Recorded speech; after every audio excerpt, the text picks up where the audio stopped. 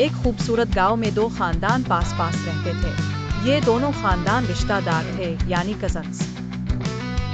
एक खानदान में 3 बहनें, अलीज़े, निम्रा और फातिमा, और एक भाई, हसन था। ये सब आपस में बहुत मोहब्बत करने वाले, हुनरमंद और तालीम याफ्ता बच्चे थे। दूसरे खानदान में 2 भाई, साद और बिलाल, और 2 बहनें, हिनाक और आयशा थीं। ये कजन्स भी आपस में बहुत करीब थे, जैसे एक ही घर के बच्चे हों। छोटे थे तो सब एक साथ खेलते, कभी छप्पन छपाई, कभी लड्डू, कभी पतंगबाजी। ईद, शबरात,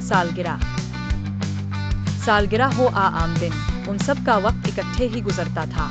नानी का घर उन सब का मरकजी मकाम था, जहाँ सब इकट्ठे होते और हर मौका खुशियों से भर जाता। वक्त गुजरा, सब बच्चे बड़े होने लगे।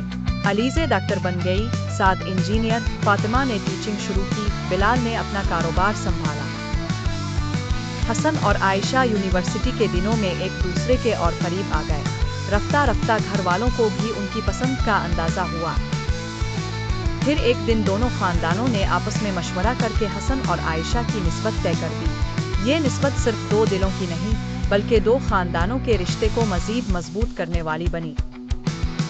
सब कजन्स ने अपनी जिंदगियों में तरक्की की, लेकिन उनकी आपस की मोहब्बत, इज्जत और रिश्ता कभी कमजोर ना हुआ।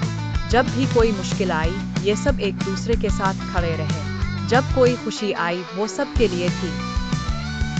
ये कहानी हमें ये सिखाती है कि मोहब्बत, खुलूस और एक दूसरे का ख्याल रखने से रिश्ते हमेशा मजबूत रहते हैं, चाहे वक्त कितना भी बदल जाए। अगर आप चाही तो मैं कहानी को बच्चों की शक्ल में किसी खास मोड़, जैसे शादी, हिजरत, इम्तिहान, कामयाबी पर भी ले जा सकता हूँ। आपकी पसंद के मुताबिक इसे आगे बढ़ा सकता हूँ।